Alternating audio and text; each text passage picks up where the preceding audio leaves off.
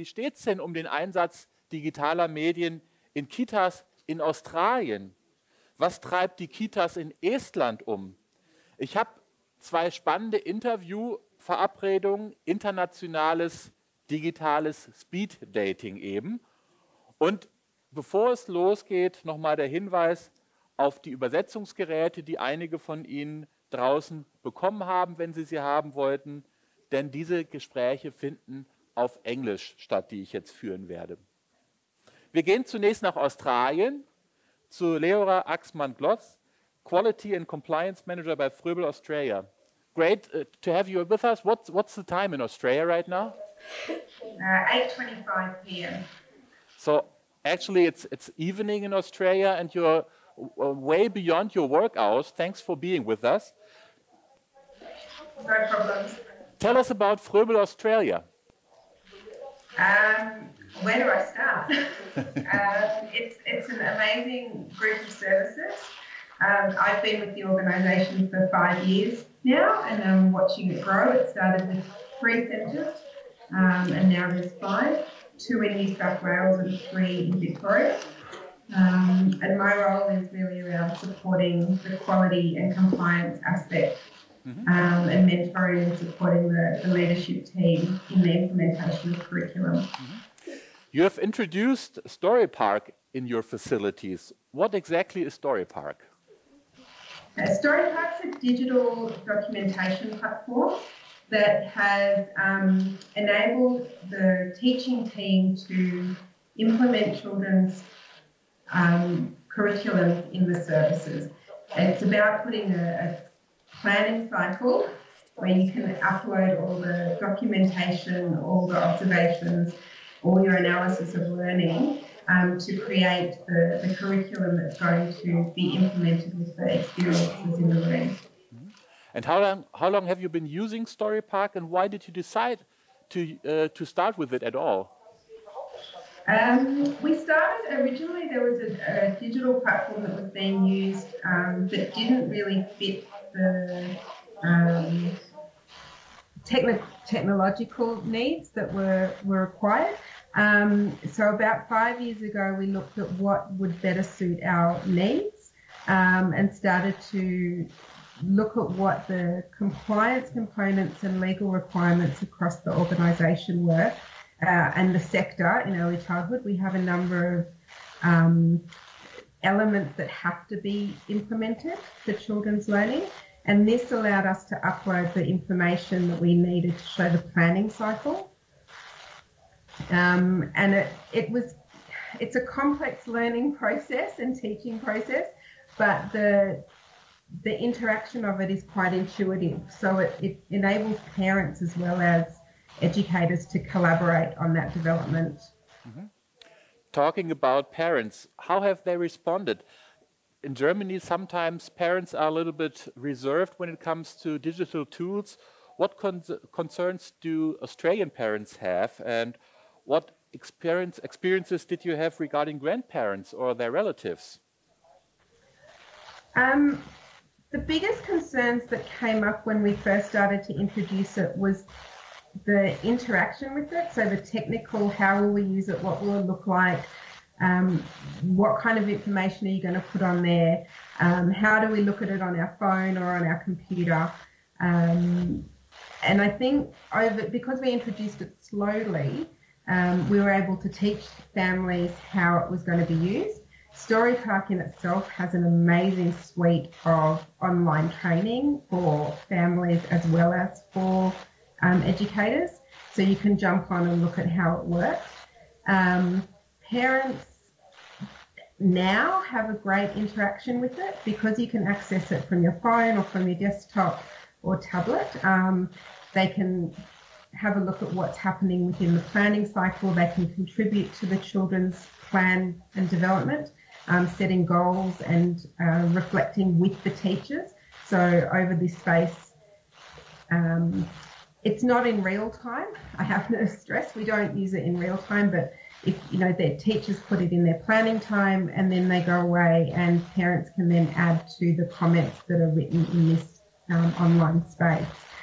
Because the parent owns the child's portfolio, I suppose, and the data within that, they can choose to invite family members to join into the program if they want to. Therefore, grandparents could make comments on stories that they see that are written depending on where they're added to. All right. You know, in German, there's an important word. It's called Datenschutz. If you look at the legal situation in Australia, what do you have to consider when you are documenting children's educational processes digitally? We do have quite a number of data protection laws that have to be adhered to. Storypark, though, has that embedded in the privacy and confidentiality clauses that you sign up for. So we're all aware of what is required in terms of privacy and confidentiality, and parents agree to that clause. The information that teachers write and the ownership of that information stays with the teacher, but the parent owns the file. So once the child leaves the service, we archive the information.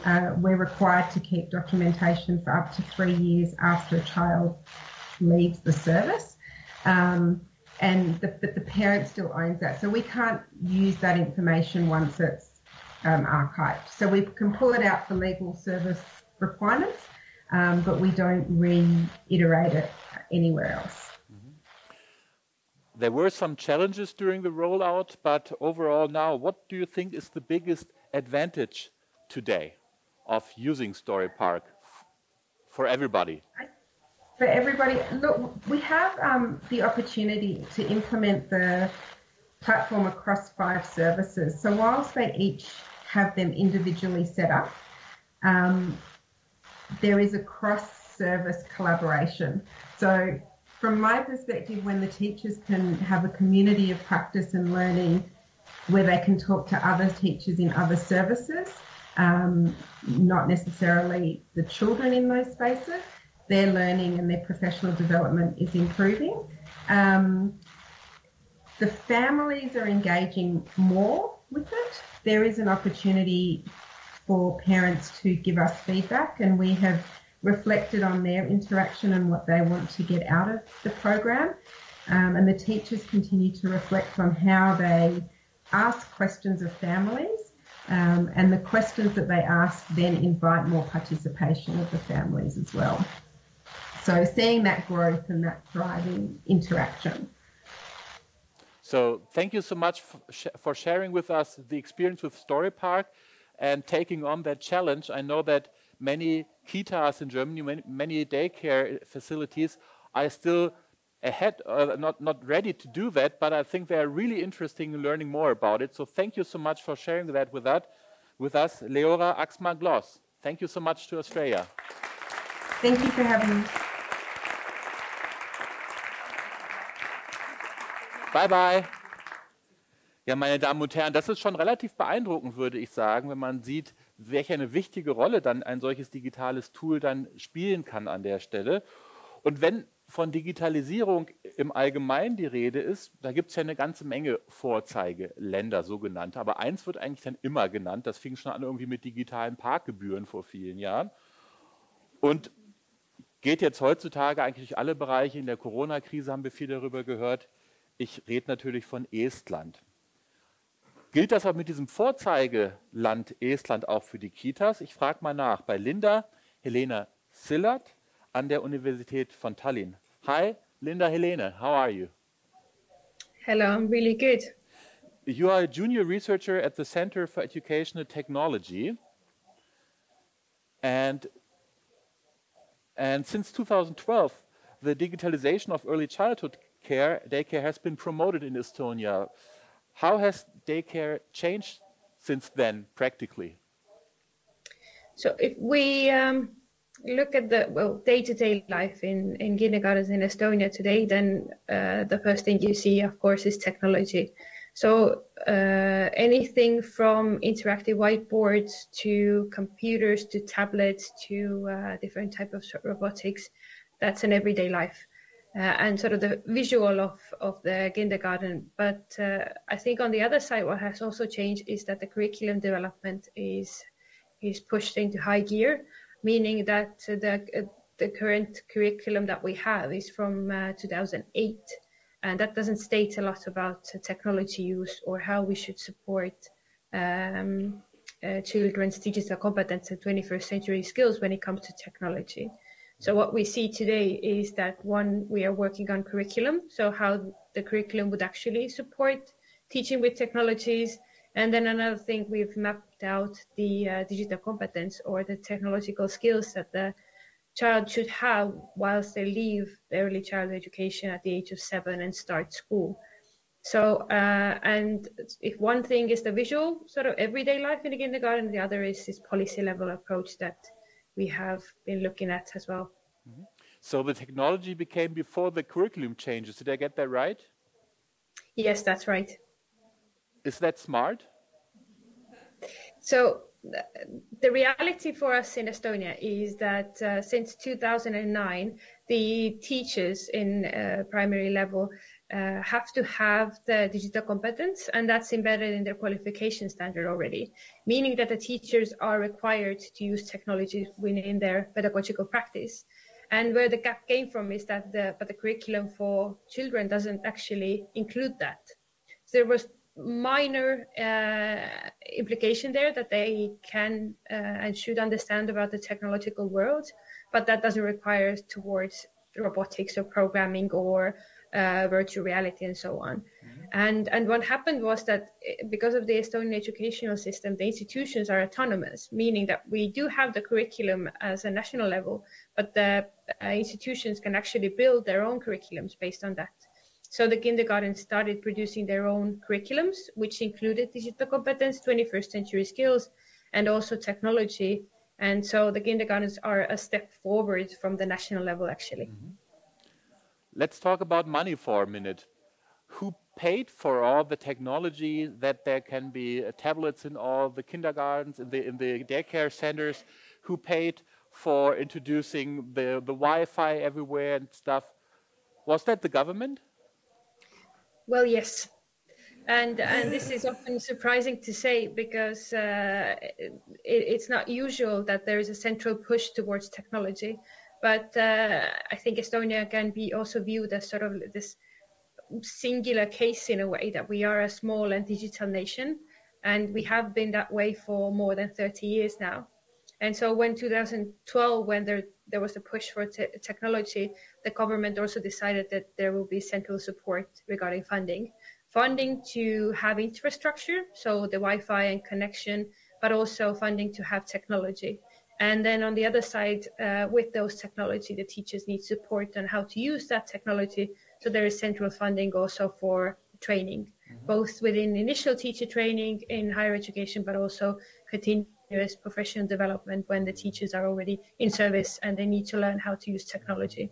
Mm-hmm. And of course, there is this other side that the Estonian kindergarten system is that there is money allocated for learning resources.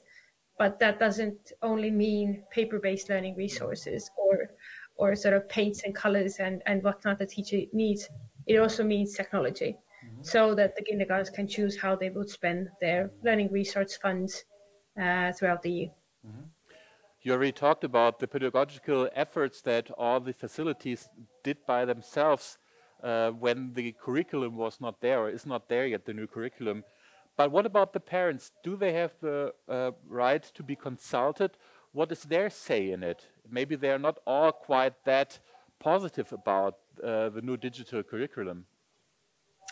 Yes, and this is the reality that we look at today, that we need to sort of support our families in understanding where the technology has place within early child education, really. But by law and the way that we have always viewed early child education in Estonia is that it is a collaboration between the home and the kindergarten. So that means that we don't only sort of facilitate student learning or the children, but also we support the parents. So we have in-house trainings within our kindergartens to support the parents in being sort of knowledgeable on what type of technologies that they use, what type of data protection laws that we need to abide by within these institutions. But there is always, as usual, those parents who are not happy with technologies, and that's completely okay. And that's also the teacher's job to make clear that technology doesn't really replace the traditional ways of learning, and our curriculum still goes by the early childhood development needs and what comes before technology actually can come in. And also the other thing that we're looking at today is that what do we consider technology within a classroom in children under the age of 7? So it's not tablets and TV screens, but we have handheld robots, we have augmented reality, which helps us to bring in elephants in the classroom and so on and so forth. So yes, parents definitely have the chance to be supported. Thank you so much. You mentioned the data protection. What are, besides that, the legal aspects of digital services for children and families in Estonia? Is there anything all centers have to take care of? Yes, by law, we have the Pan-European General Data Protection Laws, which state that we cannot really collect any data about the children.